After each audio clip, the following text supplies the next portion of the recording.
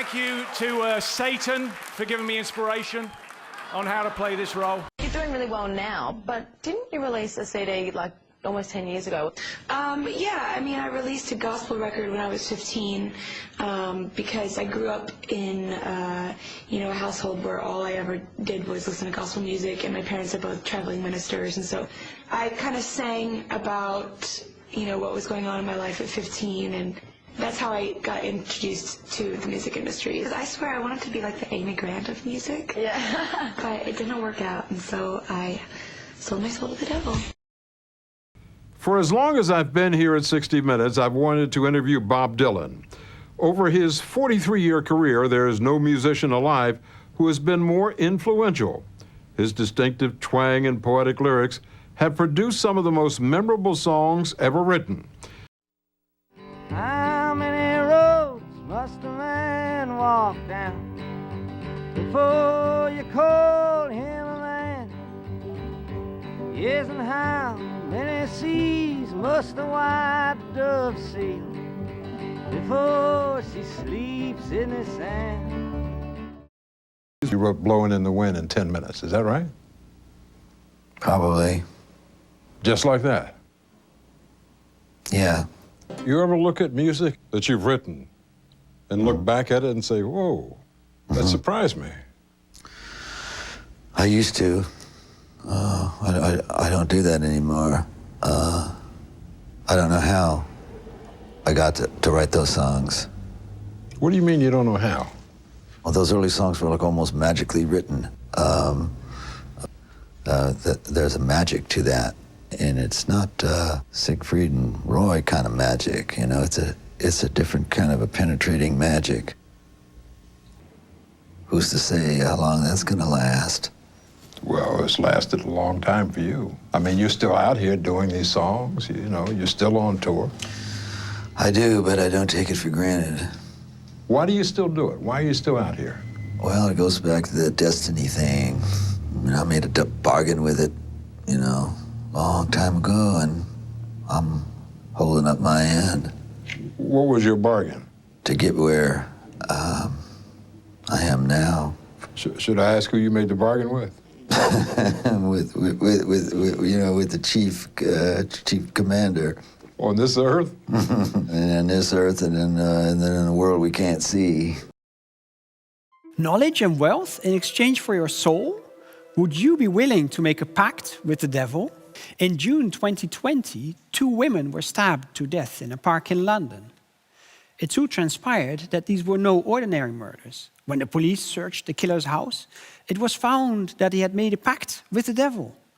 The written contract, which was between a killer and a powerful demon, promised the murder of 6 women every 6 months in return for wealth, power, and winning the lottery.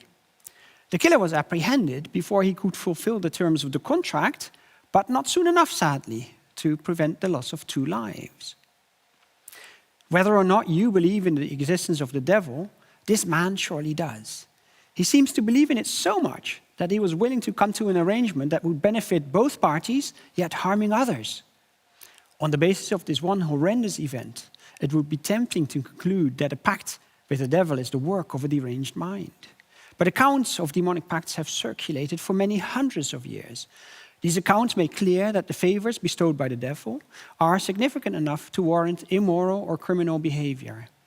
The killings in London, therefore, albeit gruesome, are not an isolated case, but the latest in a long series of real or imagined pacts between human beings and spirits. In my research, I investigate how people of the past used magic to interact with spirits, mainly with angels and demons. For this reason, I study the handwritten books in which magicians from the 16th and 17th century recorded their rituals and experiments. One thing that puzzles me when I read these old books is that the magicians that wrote them interacted with demons on a regular basis, but they never mentioned pacts. Narratives about magicians, on the other hand, have them summon demons specifically to make pacts. Now, before I address these questions, let's take a closer look at the pact itself. A demonic pact is an agreement between a human being and the devil. To seal the pact, a contract is drawn up either in speaking or in writing. Contracts like these record the favors granted by the devil in return for some kind of payment. When we think of the favors and payments in demonic pacts, we need to keep in mind that the pact emerged in an environment with a strongly polarized religious view of good and evil. Who wouldn't be tempted by the promise of superior knowledge, extreme wealth, magic powers, and the ability to control other people? Since the devil goes out of its way to offer these favors, it's fitting that they require a substantial payment. Yet the devil has no need for human knowledge or material wealth, so the payment has to be something that the devil enjoys, something that drives humans away from God permanently. And there's only one payment that achieves both goals in one go, namely, to sell one's soul to the devil. The result is eternal damnation in hell, but that may be a price worth paying for the devil's favors in this life. But the most famous instance of a demonic pact occurs in the legend of the scholar Faust, which originated in 16th century Germany. We learn that Faust knows everything there is to know. Yet instead of accepting that he has reached his limit, Faust grows so hungry for more knowledge that he turns to magic. After having consulted the spirit, Faust summons the demon Mephistopheles, who proposes a pact. The pact gives Faust superior knowledge and magic powers in return for his soul. The contract is written up in blood, of course, and Faust enjoys the devil's favors for many years, paying with his soul at the end of his life. The Faust legend has become the blueprint for all demonic pacts from the 16th century onwards. The pact with the devil is a myth that has never been substantiated in fact. Yet even as a fiction, the pact must have come from somewhere, and that somewhere, so far as the legend of Faust is concerned, may have been magic. With this in mind, I started rereading the books of magicians who lived around the time that the legend of Faust became popular. Books like this one, for instance, which is full of instructions on how to summon spirits. You can even see what one of these spirits looks like. From previous studies, I had learned that medieval and early modern magicians had constructed intricate rituals to interact with spirits. But did they also summon spirits to make pacts? In order to answer this question, let's examine what the literary magician Faust has in common with real magicians and what sets him apart. It turns out that the way in which Faust summoned the spirit is closely similar to what a real magician would do. In fact, Faust followed exactly the same steps.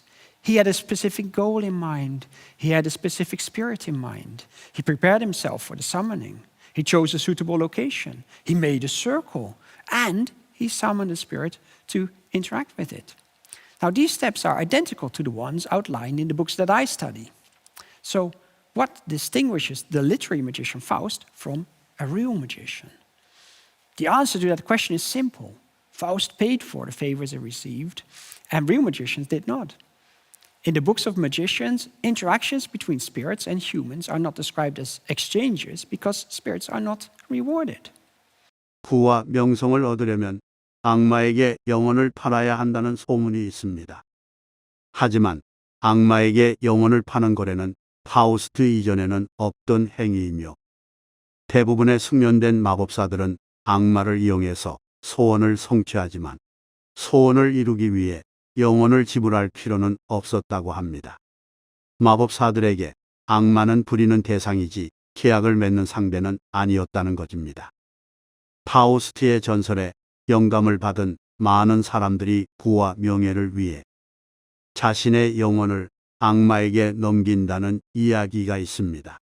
하지만 마법의식을 연구하는 학자들에 의하면 악마를 통해 소원을 이루려고 영혼을 팔 필요는 없다고 합니다.